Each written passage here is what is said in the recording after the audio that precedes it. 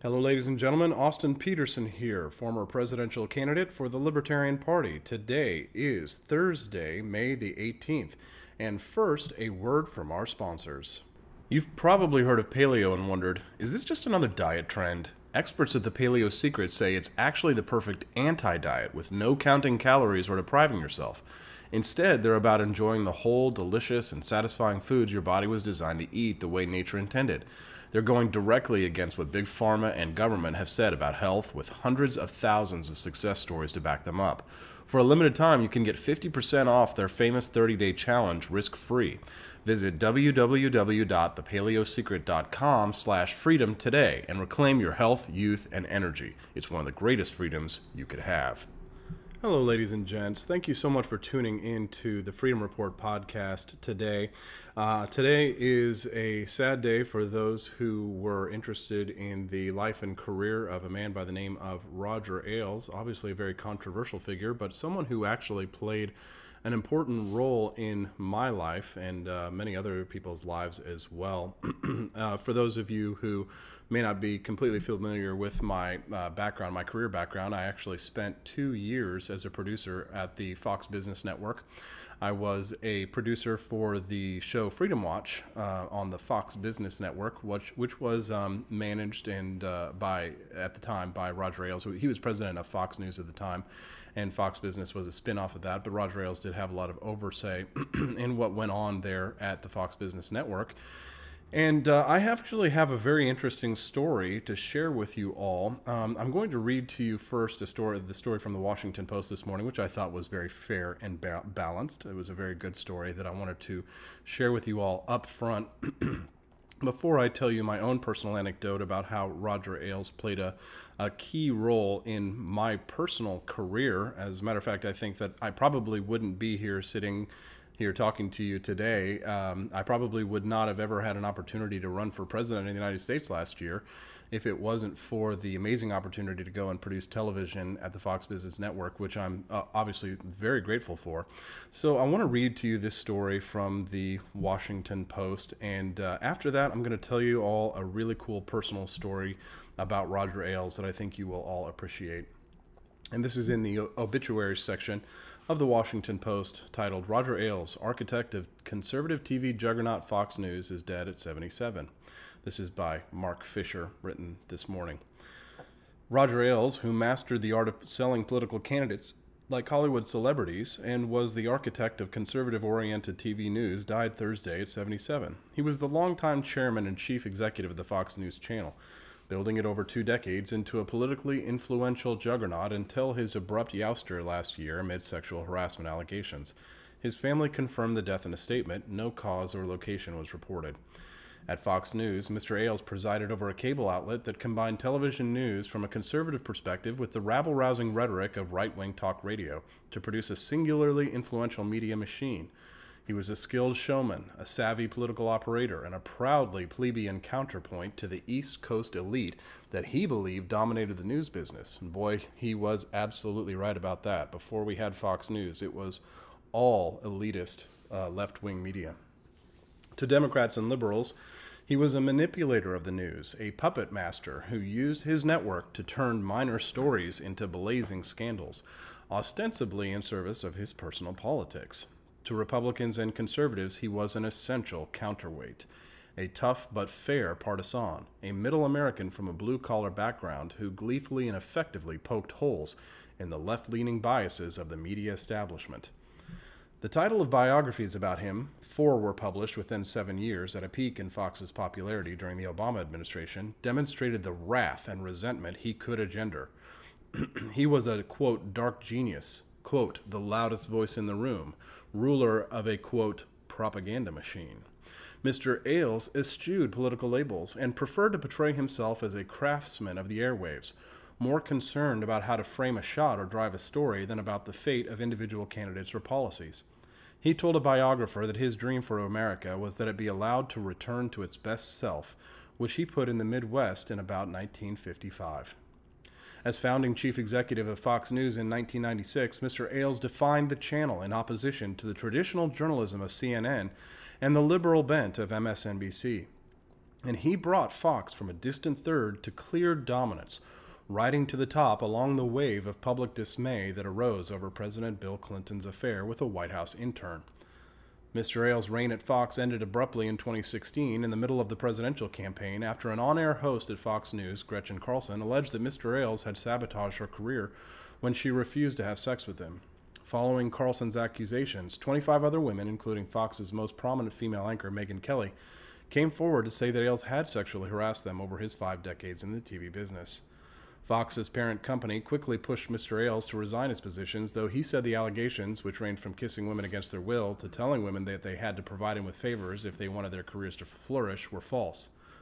Mr. Ailes' bosses, Lachlan and James Murdoch, the sons of Fox's longtime owner Rupert Murdoch, announced the resignation in a statement that emphasized the company's commitment to maintaining a work environment based on trust and respect. I say Murdoch, ladies and gentlemen, because that's actually how the Murdochs pronounce it. They're Australian, you realize this as Rupert Murdoch. If you ever got a chance to hear Rupert Murdoch say his own name, that's the actual correct pronunciation, at least in his own native tongue.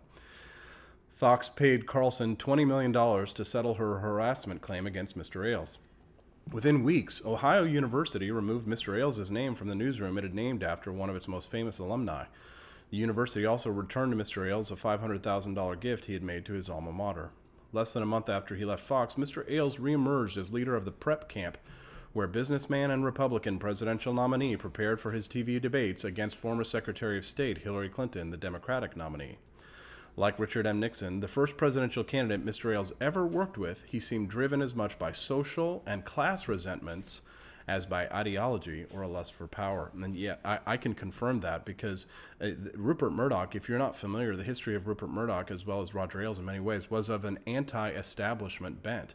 Rupert Murdoch saw the bias that existed actually in the newspapers in the United Kingdom, and Rupert Murdoch actually cut his teeth by destroying the elitist establishment with the sort of New York Post-style journalism that you see today in the UK, and he became a tycoon, mostly of like tabloid journalism, but also a lot of very sincere journalism as well. And now these people, of course, own the Wall Street Journal and many other fine media establishments. But they saw themselves very much as anti-establishment, which, of course, in the 70s and 80s they would have been, because there just really weren't any major news outlets that were competitive with the elite left-wing media establishment. This is just me spitballing here, ladies and gents. This isn't, of course, in the Washington Post, but this is just my my own personal understanding of history and my knowledge that you get to I get to share with you. This is something unique that you get, a little bit of an insider perspective on the anti-establishment media networks. Roger Ailes was an employee of Rupert Murdoch, the worldwide media tycoon, but wielded power on his own too, regularly being courted by Republican presidential candidates. Quote, "At Fox, Ailes has ushered in the era of post-truth politics," concluded David Brock, a conservative-turned-liberal activist who wrote a book on Mr. Ailes called The Fox Effect. Quote, "The facts no longer matter, only what is politically expedient, sensationalistic, and designed to confirm the pre-existing opinions of a large audience." Maybe you should remove the beam from your own eye before you try and remove the mote from another one, Mr. David Brock. Fox gave intensive coverage to stories that later collapsed under closer inspection. The idea that Barack Obama, the first black U.S. president, was born outside the United States, or that Obama's health reform initiative would impose death panels to determine which Americans might be refused medical care, or that human behavior played no role in global climate change. Many Democrats dismissed Mr. Ailes' network as a partisan agitator. Quote, "Fox News often operates as either the research arm or the communications arm of the Republican Party," said Anita Dunn, communications director in the Obama White House, she said in 2009. And my personal anecdote, the story of my rise to work at Fox, will be related to that topic, which I'll get to a little bit later. Critics and admirers alike agreed that Fox was a mirror of Mr. Ailes' ideas about content and presentation. Quote, "Roger Ailes is not on the air. Roger Ailes does not ever show up on camera, and yet everybody who does is a reflection of him," radio talk host Rush Limbaugh, whose TV show Mr. Ailes produced in the early 90s, once said. Mr. Ailes often responded to his critics by saying that they intentionally elided Fox's straight-ahead news reporting with the frankly conservative views of its commentators. He noted that the network regularly broke stories critical of leading conservatives, including George W. Bush's arrest as a young man for drunken driving, a story that Fox reported the week before the 2000 election when Bush won his first term as president. Mr. Ailes, derided on the left as a Republican kingmaker, was actually more of a, quote, entertainer. New Yorker writer and Harvard historian Jill Lepore wrote, quote, he's also a boogeyman, an easy target for those who want to believe that the conservative movement was manipulated from above rather than a naturally occurring political phenomenon. Several academic studies of Fox's content concluded that the network, as the Project for Excellence in Journalism put in 2006, was, quote, measurably more one-sided than the other networks, and Fox journalists were more opinionated on the air. But a study in 2007 by the Center for Media and Public Affairs, a media watchdog nonprofit that calls itself nonpartisan but which some liberal groups consider conservative, found that Fox News' statements about Republican and Democratic presidential candidates were almost evenly divided between positive and negative. Now, before I go on with the Washington Post article, let me just tell you a brief little anecdote that's related to that. When I was there at Fox Business, in the beginning, I was a fiery ideologue, right? I'm pushing the most hardcore libertarian show that has maybe ever been produced, right? But save perhaps the John Stossel show. And while I'm there, we have an executive producer, a gentleman by the name of Gary Schreier, who is someone, I mean, he was hot-tempered, he was fiery, but the guy was actually truly fair and balanced. And he acted as a counterweight to my passion to push libertarian ideas onto Fox. And I was really surprised because he would demand, if we ever pushed a story there while I was a producer at Fox, if I ever came up with a story, he would demand that we would have somebody on who would actually disagree with us, right? If we were pushing a viewpoint, our executive producer demanded that we were fair and balanced. And it was kind of shocking to me because I guess I kind of expected that there would just be a beating over the head of conservative or libertarian ideas, right? That there would be no problem with partisanship. Well, they didn't have a problem with partisanship or with ideologues, but they did have a problem. My executive producer did have a problem with us not having someone on the other side, with someone who would disagree with us. And the reason was, the truth of the matter is, the reason why they did that is because that is good TV. I mean, it doesn't make for interesting television to sit there and produce a TV show and everybody agrees with you and it's an echo chamber. Actually, the reason I think why Fox News has been so successful is because the executive producers there, the producers there are reined in. They are told that they need to have opposing opinions on air because that is just good for ratings. That's just good business. So, the sort of demonization of Fox News as being this sort of propaganda network, I think is unfair because I've seen up front, and ladies and gentlemen, you know me. If something is what it is, I'm going to tell it like it is. I'm going to tell you the truth because, I have an interest in being objective. I have my biases, but I'm fair. And it was actually my time at Fox that made me more fair. It was actually my time at Fox that made me more objective. And I found that while I was there, that there were some things that I was objectively wrong about. And the reason why is because there were so many brilliant reporters at Fox, which is something that libertarians laughed at me for saying at a debate once. There were so many brilliant reporters that when I would take a story to go get confirmed with some of the other journalists there, they would do the real hard work of reporting, and many times they would debunk our stories, right? That isn't to say that like sometimes conspiracy theories like the birth certificate and things like that don't make themselves onto television, right? Because you can't control what Donald Trump is going to say on your airwaves, like, and maybe Sean Hannity is going to have some leeway to say what he wants to say. But if you're a reporter or a journalist at Fox, you're going to get fact checked. You're going to get fact checked by your own network, and quite frankly, I found that refreshing. I really liked that because my executive producer taught me so much about journalism and about objectivity, about how to research. But I think probably what was the most distressing part of my career was that once I went into the Fox machine and I started to learn about how to do real reporting, real professional television production, was that some of my own libertarian friends started to not believe me. And here's a story I think you all are really going to love. Do you remember when Glenn Beck was on Fox and he started talking about FEMA camps?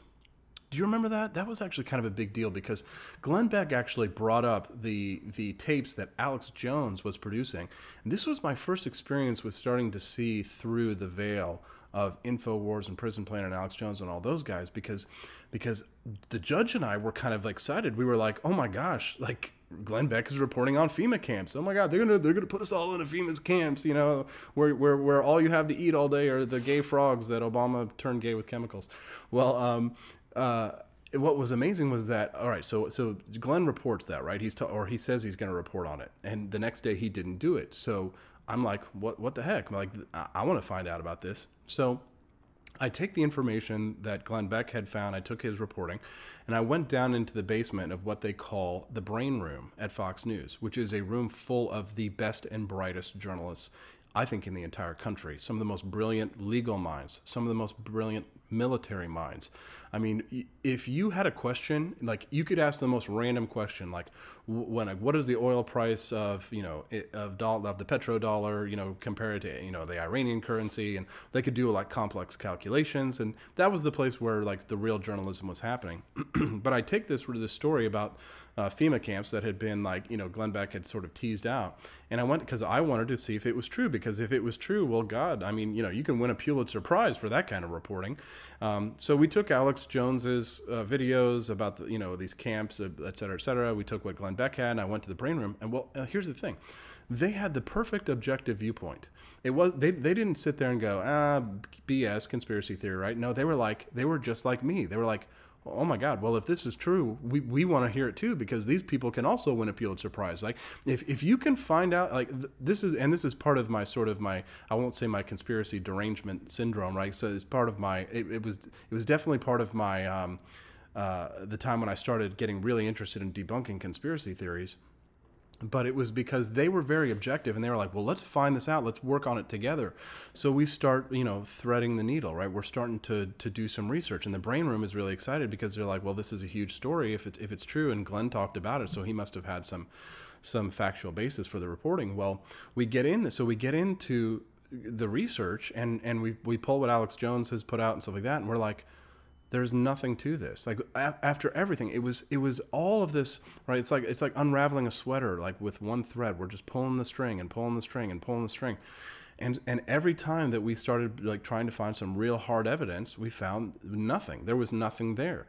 And I mean, I was obviously kind of disappointed because I thought we were, you know, Freedom Watch and the judge, we were going to get to break something. But it showed to me the flaws in the sort of conspiracy thinking, because what they'll do is they'll take anecdotes, they'll take, you know, things that, you know, maybe members of Congress have said. Like, here's a good example: Dennis Kucinich, right? Great guy, Democrat, but, you know, maybe not 100% sane, right? Like, don't get me wrong, I love the guy, but he sponsored a bill in like 2007 that was like all about climate change and, like, you know, saving our environment, et cetera, et cetera, et cetera.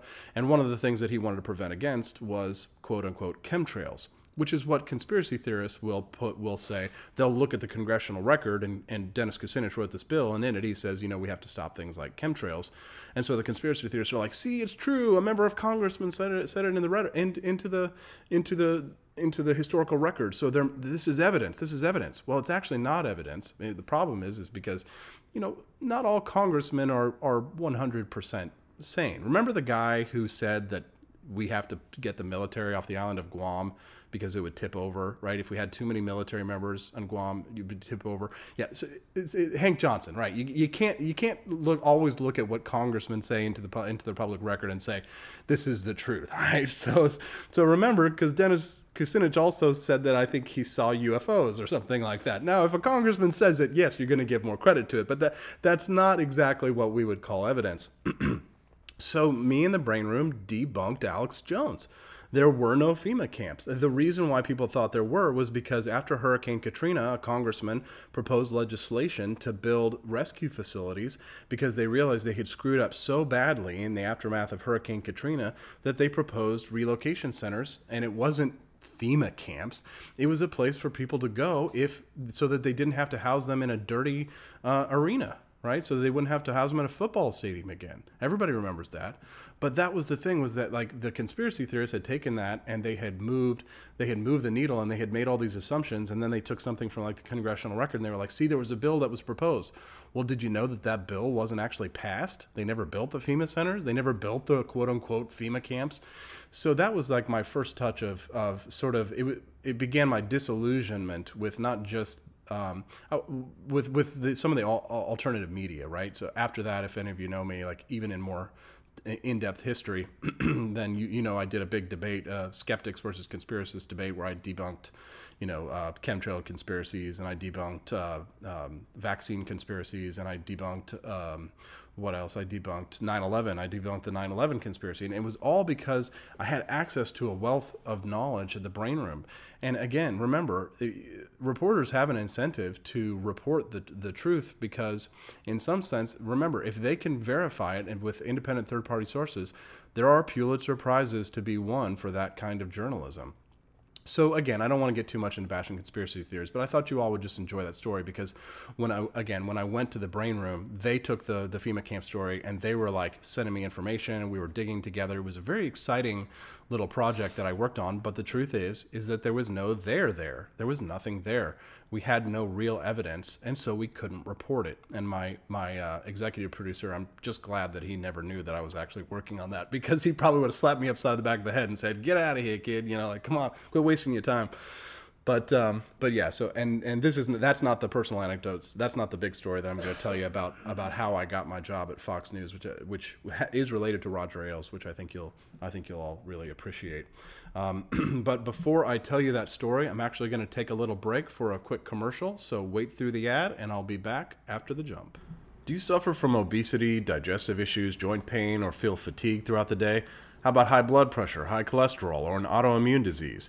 With hundreds of thousands of success stories, the Paleo Secrets 30-Day Challenge is here to help. The side effects? Boundless energy, improved sleep, effortless weight loss, and even clearer skin. For a limited time, they're giving 50% off the entire transformation, all 5 free bonuses, as well as access to their private Facebook group starting at $13.50, completely risk-free.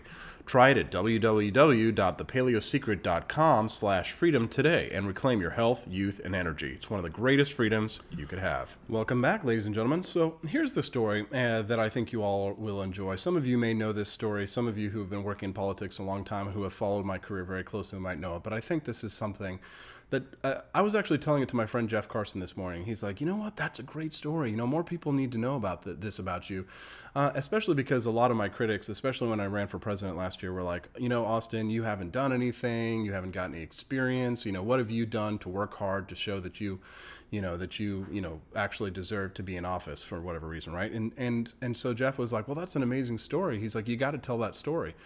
So let me just tell you the story. So when I graduated from college, I went to Missouri State University in about 2004. I graduated. I moved to New York City like the week after graduation. And, I began my career trying to work in the entertainment industry, working in showbiz, right? And in the beginning it was rough, just like anything. I'm a poor, broke farm boy from Missouri trying to make it in the big city. And I'm sort of juxtaposing myself between doing auditions and like doing the occasional job here and there, and, working, part-time. I started working at FAO Schwartz, and then I worked at a technology company later where I did like business-to-business telemarketing, selling computers, which was actually a very positive experience for me. But, obviously the whole time I was always trying to like get more entertainment gigs, and my career started to pick up where, around 2006, 2007, I started booking some bigger gigs, right? I'm getting, some background work in some big movies like Richard Gere's movie, The Hoax, I was a little part in. And then I had, independent films that I would cast in because of my fighting skills. I had like wicked nunchuck skills, right? Like I was able to get these really cool jobs. And I started like getting some nice modeling jobs and things like that. And my career's kind of picking up. Well, I took an interest in politics on the side. Around 2007, 2008, I started to volunteer for Ron Paul's presidential campaign in New York City in my free time. And, one thing led to another, and I got a job at the Libertarian Party. Well, let's fast forward to around 2008. So we're in 2008, and Ron Paul had dropped out of the presidential race at that time, and I'm working in the Libertarian Party's national office at the National Committee as their volunteer coordinator. And at the time, the Judge Napolitano, had a podcast, and the podcast was called Freedom Watch, and it was just a digital thing, right? It was like before he ever got his show. And at the time, I'm just like this, lowly volunteer coordinator and trying to figure out how to advance liberty and, building up the Libertarian Party. And, I'm young and idealistic, right? I think I'm like 28, 28-ish years old. And at the time, I'm thinking, well, how can I advance liberty? Well, really funny, David Bose, who is the president of the Cato Institute at the time, called a meeting in Washington, D.C., and it was for everybody, all the heads of libertarian orgs and institutions, anybody who was a libertarian could come. And we had it in this big cafeteria area where we could all just kind of sit. And there was a lot of people out there. I think there was probably around 150, maybe 200 people who came to this meeting. And the whole purpose of it was just to be an open forum where we could talk about how to advance libertarian ideas and libertarian principles in the United States. And so everybody's kind of standing up, giving their thoughts. And at the time, Students for Ron Paul was turning into, it had just become Young Americans for Liberty. So the founder, Jeff Frazee, was there. He was actually sitting right next to me at the time, and nobody knew who I was, right? I was just an activist. And so David Bose says, hey, everybody just stand up one at a time. Let's hear ideas about how to advance libertarianism. And I remember I stood up at the time and I said, you know what we should all do? We should all work together, use our social networks, right? This is a time when like Facebook was just starting to become a thing, right? I don't think Twitter had even been born yet. And I stood up and I said, let's use all of our combined power in social media that we used for Ron Paul. And he had dropped out already. I said, and we're all looking for something to do. I was like, let's all use this and let's get Judge Napolitano his own show. And I'll never forget, I mean, probably more than half of the people kind of turned and were like, that's never going to happen, right? And stuff like that. And I was like, well, I'll show you. Give me your business cards, right? So I go around that whole room and I collected everybody's business cards, and I shook everybody's hand. And Jeff Frazee was there. I remember Jeff Frazee turned around and looked at me and was like, you know what, Austin, that's a great idea. Let's do that. I was like, absolutely, because the Students for Ron Paul, everybody loved the Judge, and everybody wanted to see him have his own show, and he already had a podcast. So my idea was that we would use all the excitement and energy that we had built up during Ron Paul's initial presidential campaign, and we would try and direct as much traffic as we could towards the Judge's podcast so that we would blow up their network in a sense, right? So I went back to the Libertarian Party, and sure enough, man, you can probably, if you do a search, I mean, I know the website doesn't exist anymore, but there was a website called the Daily Paul. And on the dailypaul.com, that's where everybody would go to talk about Ron Paul stuff. And so I'm posting, on Ron Paul forums, things like, here, the Judge's show is at this time. Here's my email address. Here's my contact information. Anybody who wants to help in this project, get in touch with me, et cetera, et cetera, et cetera. And at the time, I had something like 10 or 12 interns who were working for me at the Libertarian Party. It was a beautiful summer, one of the best summers of my entire life, fighting for freedom, working at the Watergate Hotel in Washington, D.C. at the time, where the LP's headquarters was. It was just a really magical time because I was so passionate and inspired, and I was, inspiring others for liberty. And I was very excited because I thought this is a project that could get some traction. This is something that I could do that could be really successful to advance libertarian ideas in the United States. Sure enough, we drove so much damn traffic to that show that I get a phone call one day, or an email maybe, from Fox, and it's the Judge's producer. And the guy's name was George Zooks at the time. He contacted me. He's like, Austin, hey, whatever it is you're doing, please don't stop. Don't stop, because it is working. And I'm thinking to myself, oh my gosh, well, this is great. Well, this is absolutely wonderful. So yeah, I doubled up my production. And then, George wrote to me and was like, Austin, the Judge would like to meet with you whenever you can make it to New York. Well, damn, if I didn't buy the first train ticket or bus ticket, man, I think I could only afford bus tickets at the time. So I think I bought the very first bus ticket back to New York, right? So, I'm in D.C. at the time, right? I'd moved from New York to go take the job for the Libertarian Party. And so I'm like, okay, well, first bus back to New York so I can go meet the Judge. And And I went I remember the first time I met with the judge, I went and sat down in his office, which is sort of like he's got it set up so it's like a judge's chambers. And I sit down with the judge across from him, and he's like, young man, he's like, if you get me my own show on this network, he's like, you will have a job here. You will be the first person hired to work here for me as my producer. And I was like, whoa. I mean, this is a guy who, like, I was so inspired by the judge because during the Ron Paul campaign around 2007, 2008, I'm in New York City at the time, and I'm reading the judge's books. I remember being on the subway. Gosh, this is how crazy I was, guys. Don't tell anybody this, all right? Like, maybe I shouldn't be telling this story in public, you know, because, like, at the time, like, I was in 2007, 2008, I'm kind of like a broke actor-ish, right? Like, I would play guitar in the subways in Times Square and sing for a little bit of change between auditions so I could eat a cheeseburger, right? Like, poor broke actor guy. Now I'm in D.C. and I'm working, and all of a sudden I'm getting called back to New York to speak to the judge with a promise of a dream job potential, right? Not a promise, but, like, you know, if he gets the show, then it was a promise. And I'm freaking out because the judge was such an inspiration to me.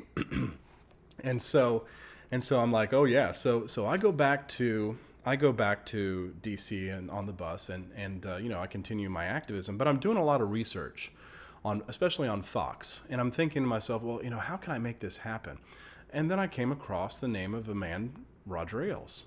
And so this is how this story ends. Well, so I'm doing some research on Roger Ailes, learning how his rise to power. And while I'm doing this research, I discover that he was an insider in the Richard Nixon administration, right? He and Richard Nixon were best buddies. And Richard Nixon had always suffered from the fact that he wasn't very good on television, right? He wasn't the best looking, right? He couldn't debate with John F. Kennedy as well. You know, JFK just blew him out of the water because he was so handsome. So Roger Ailes wrote a memo that I found and I read, and that memo was called How to Get the GOP on TV. So the concept of Fox News, the network itself, was actually a brainchild of Roger Ailes during the Nixon years. And this was essentially a memo that was to help the Republican Party look good.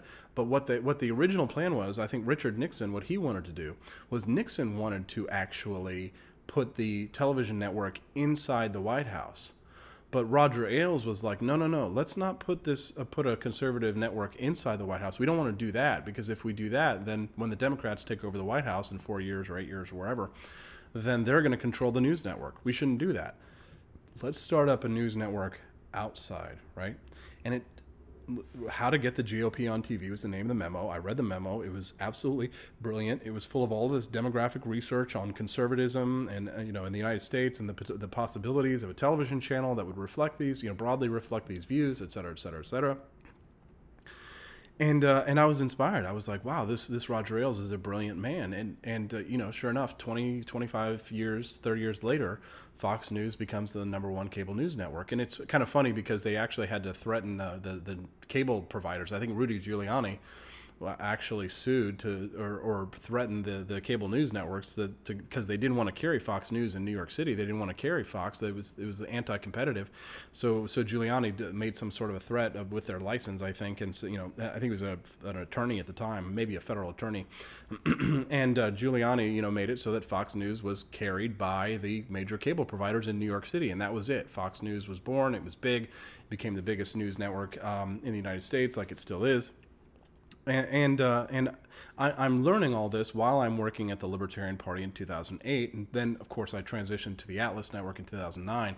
But I was still working on the project. It took me about a year to get this all to happen. But while I was at the LP and I had all these interns and I was inspired by the judge and Roger Ailes by this memo, I wrote my own memo that was inspired by what Roger Ailes had written. So I had all my interns go into the Cato Institute, pulling their demographics on libertarians in the United States, what the demographics are, how many there are, what the opportunity is. And I wrote a memo and submitted it to the judge that was not a copy, but definitely a blatant ripoff of Roger Ailes' memo. And my memo was called How to Get Libertarians on TV.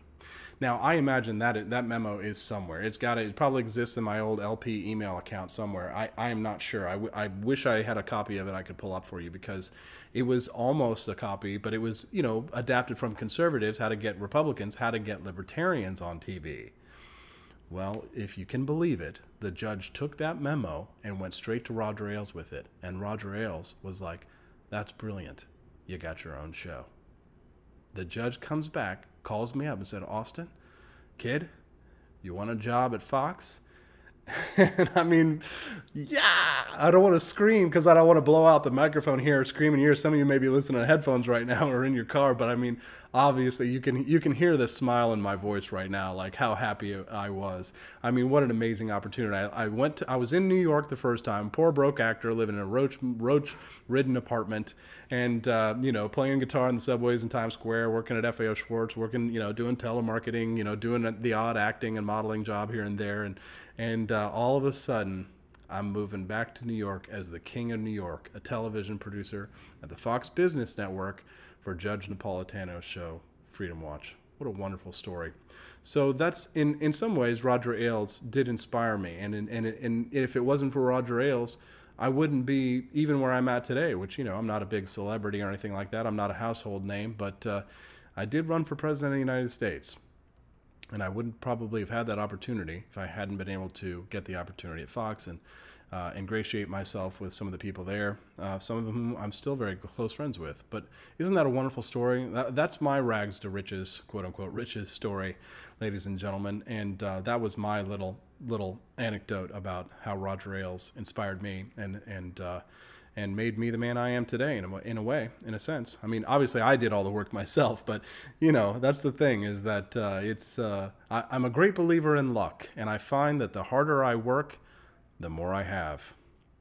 Ladies and gentlemen, thank you so much for listening to the Freedom Report podcast. You can download us on iTunes or on Stitcher so you can hear us on the go. We've also got the Podbean app. That's Podbean, Podbean.